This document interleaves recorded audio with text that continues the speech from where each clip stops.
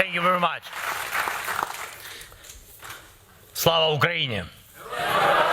Glory to Ukraine, glory to heroes. You said, welcome home. Mr. President, Mr. Secretary General, Madam Secretary General, honorable members of the Assembly, dear friends. First of all, thank you for supporting us, supporting Ukraine. Your support has been strong, clear, very important. In many ways, you have shown real leadership.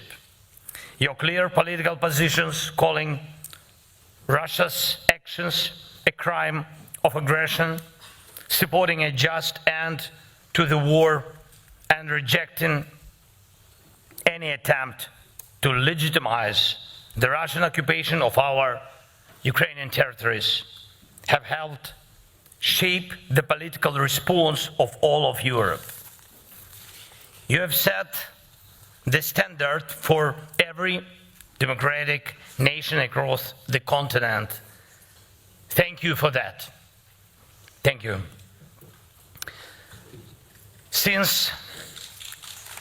Yeah, please. Thank you.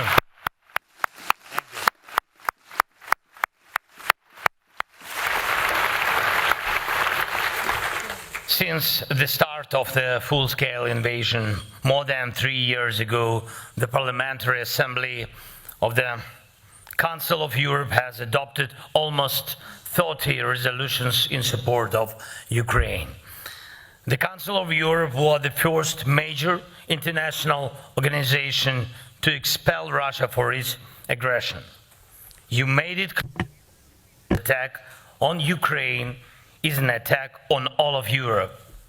And that's exactly what it is. It's a war against our shared way of life, a way of life that changed Europe for the better. Europe was once the source of many bloody wars and brutal ideologies that caused huge suffering, not just here, but around the world. Not long ago, in just 1 century, Europe brought itself to ruin, and brought it twice.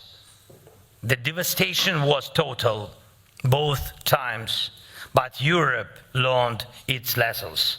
It rebuilt itself as a continent of peace.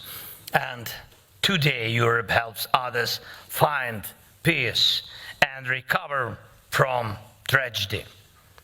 It defends international law and human rights around the world.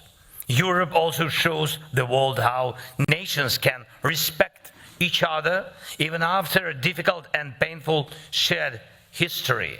And these achievements didn't come by accident. They are not only the result of political will or public opinion, though those played a huge part.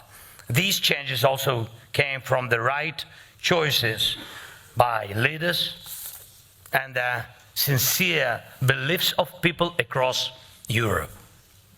And of course, they are also the result of the work of European institutions like the Council of Europe and this Parliamentary Assembly that unite the continent. And importantly, they are also the result of Europe's commitment to justice, to holding evil accountable not just by force, but by law, by courts, by verdicts based on proven guilt. And we all remember that tribunal that brought justice after the horrors of Nazism.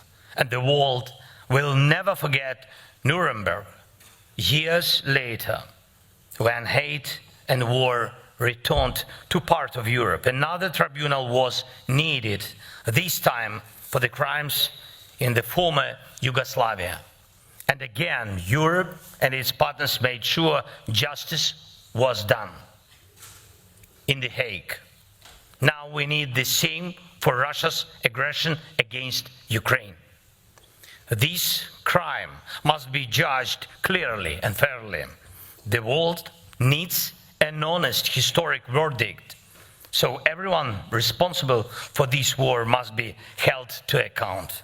And not just because of what we all see happening in Ukraine, but through a proper legal process. It was here, in this assembly, that the first call for such a tribunal was made. The idea was endorsed here, and now it's gaining real support from partner countries in Europe and beyond. And I also want to thank the members of the Committee of Ministers who took a vote and supported the decision on establishing the special tribunal. Thank you. And yes,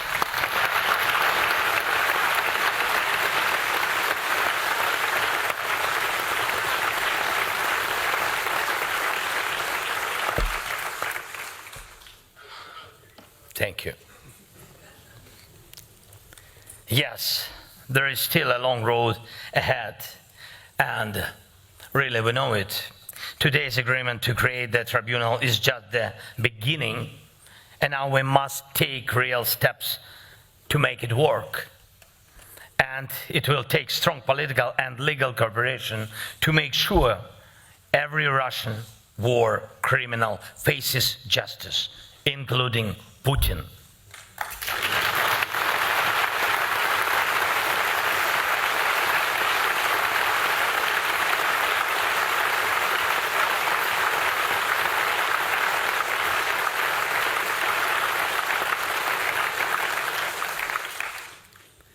And this is the path we must walk all the way to real charges and real verdicts. And I urge you to stay involved and keep leading, just as you have done so far. Some people, and understandably so, ask, what can a tribunal really do? Wouldn't it be better to focus entirely on weapons, technologies and drones? Of course, military support for Ukraine, tough sanctions against Russia, political pressure on the aggressor are all essential. And these are the things that make Russia feel the true cost of this war. And yes, the aggressor must lose. And we are working on that. Ukrainian lives must be protected. And I thank everyone who supports our defense. But justice matters too. And it must work so that war criminals have nowhere to hide. Not in Europe, not anywhere. Justice must work in a way that makes it clear to anyone planning such crimes of aggression, that accountability is certain. And justice must work in a way that sets a legal principle: no rewards for aggression. That's why the crime of aggression must be recorded, judged, and punished. The Hague, perfect venue for it. The Hague is waiting for justice to be delivered. Thank you to everyone who is making that happen. Thank you. Thank you all. Merci à vous. Slava Ukraini! Glory to Ukraine. Thank you.